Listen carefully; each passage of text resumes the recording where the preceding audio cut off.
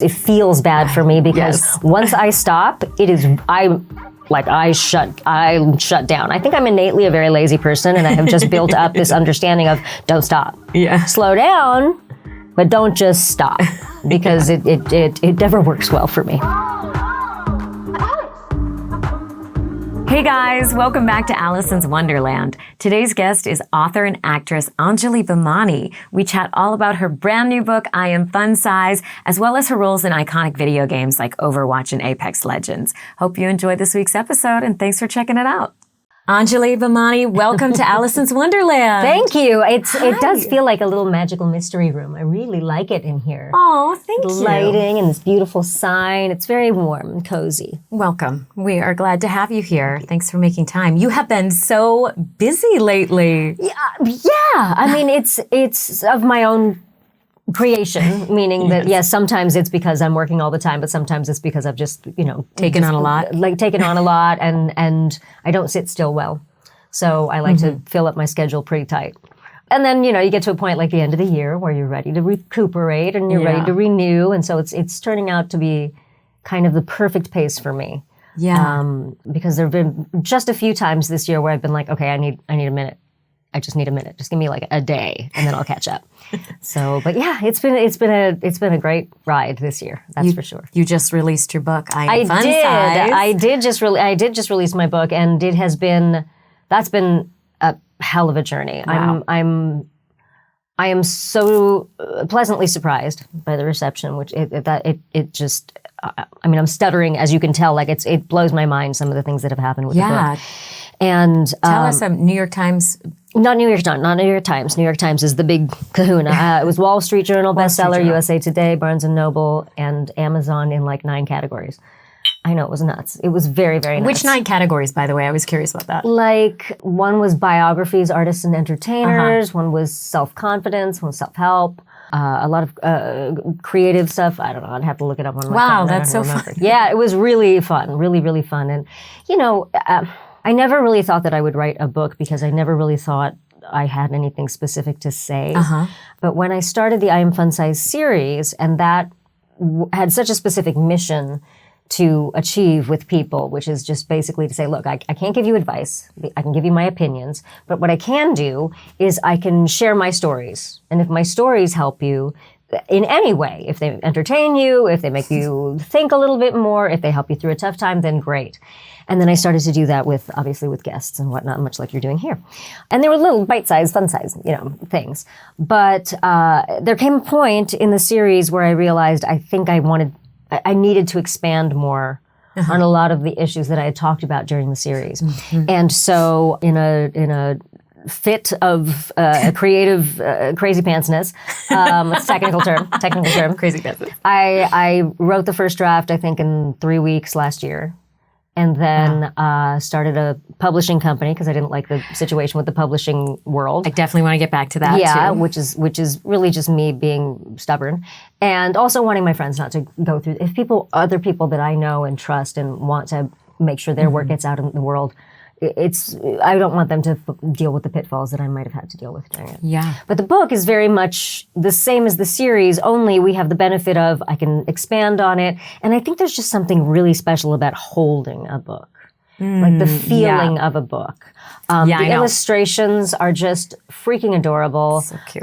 Vivian Trong did such an amazing job with it. And I think it really enhances the stories because there's a lightheartedness to it that I hope people feel, because even when I'm talking about dark times, I want people to know they're not alone. Like, that's the goal of the book. You're not alone. And I think, in the introduction, in the foreword, actually, your friend talks about how it's like sitting down with you and feeling like a warm hug.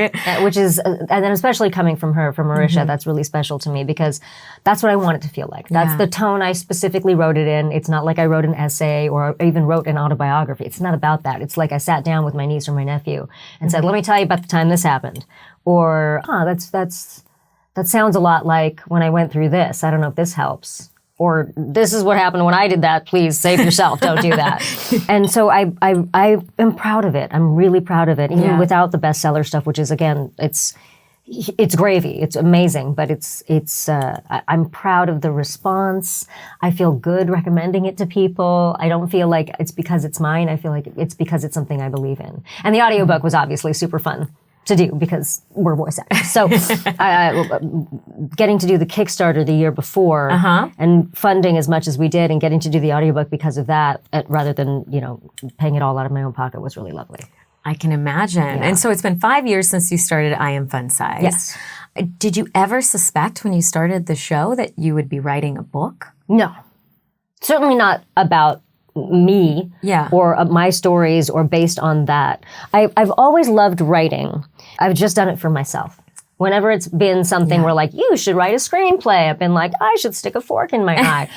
It's stuff that I didn't want to be responsible for creating something for someone else until I felt like I had something specific that I was offering.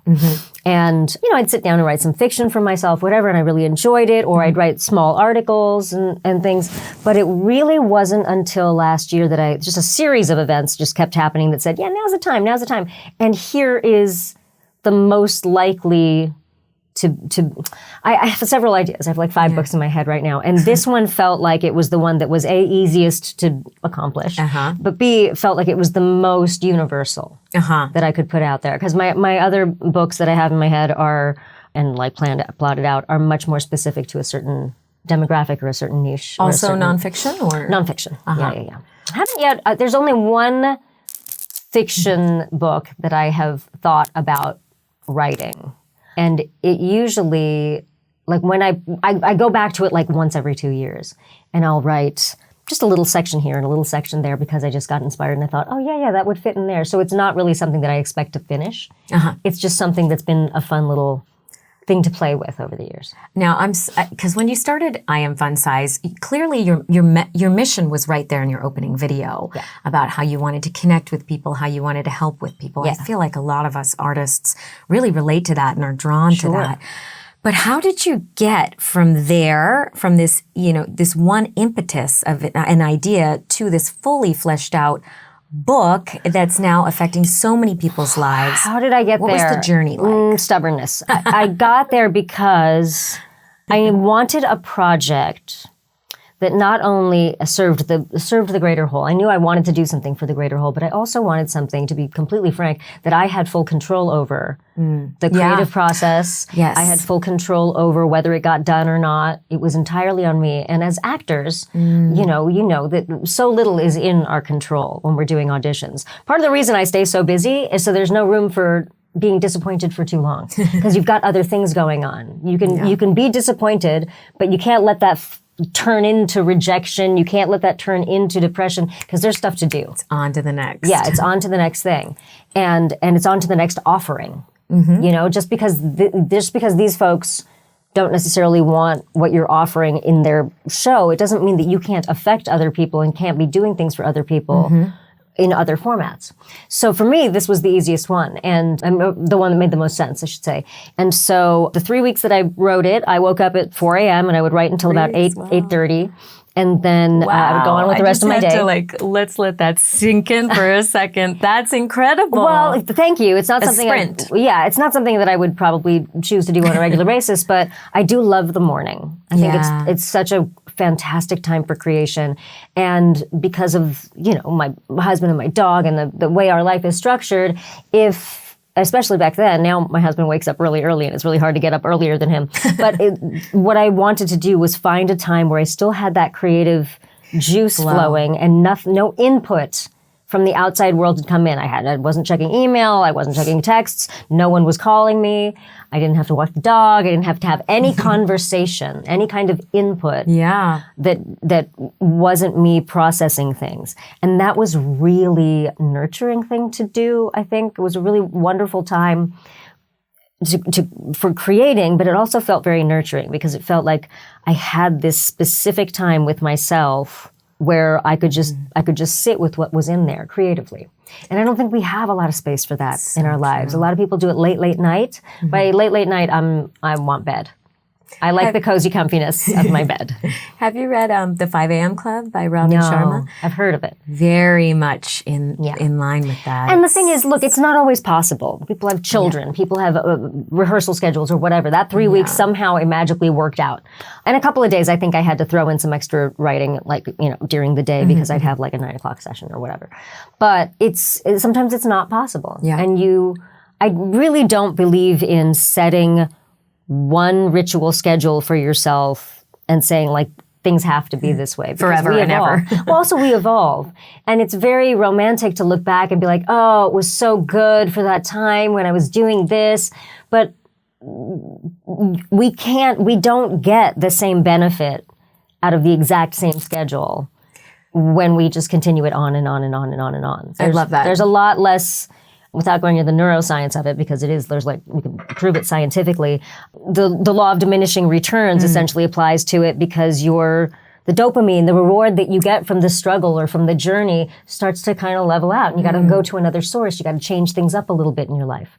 I used to think that meant that I didn't have focus or I didn't have discipline. And now I realize, no, you just like changing things. I like change that I have control over. I love that. Yeah. I feel like you've let me off the hook. Well, totally. I think so much of what we're taught as artists in terms of the artistic process, the discipline, combined with the push for the last probably 10 years, maybe even more, towards have to be productive. Everybody has to read productivity blogs and books and how do I be more productive? How do I make more? Yeah. How do I take in more? How do I read more? How do I do more? And I certainly fall prey to that. Yeah. And then I burn out. I do all the things. Like I was joking with my friend Carolina once. I said, she was like, what's going on? Like, can't you stop? And I was like, no. You know how this works. Like I go and I go and I go and I go and I go. And then I have a meltdown and then I take off 2 days. And then I go and I go and I go and I go and I go. And I'm like, that's not healthy. Let's get before you get to the meltdown part. And the world around us the world around us doesn't do that for us. We have to take that for ourselves. Yeah, it's almost like scheduling in the self-care, yes, scheduling in the downtime. Absolutely. Maybe even the pure relaxation downtime as opposed to like, now I must get a massage, now I must journal. And what has helped me is understanding that my version of downtime doesn't look the same as other people's version of downtime. I know what fuels me. We went on this beautiful family vacation last year around the holidays. And for me, what I needed was to be able to write, like sit on the beach and be writing and reading. Yeah. Very, very, my mind needed to be active with things that I didn't have time to enjoy the rest of the year because it was so much about auditions and shooting and recording and which is great, but being able to do the thing that I don't normally get to do, not necessarily, sleep all day and eat all day. Because for me, stopping like that it's very bad. Because and I don't mean bad, morally bad, it's just, it feels bad for me because once I stop, I shut down. I think I'm innately a very lazy person and I have just built up this understanding of don't stop. Yeah. Slow down, but don't just stop because it never works well for me. Yeah. This sitting on a beach with a margarita in your hand, but then you realize you're like 4 margaritas later, like, I feel like crap. Yeah. And also just, I don't know that, there's active rest and then there's complete rest. And obviously your body needs complete rest. If you're working out, it needs to recover and all that. But I think all of us need a certain amount of complete rest, but I love the concept of active rest. You don't have to completely stop everything unless you want to, because some people really take to that.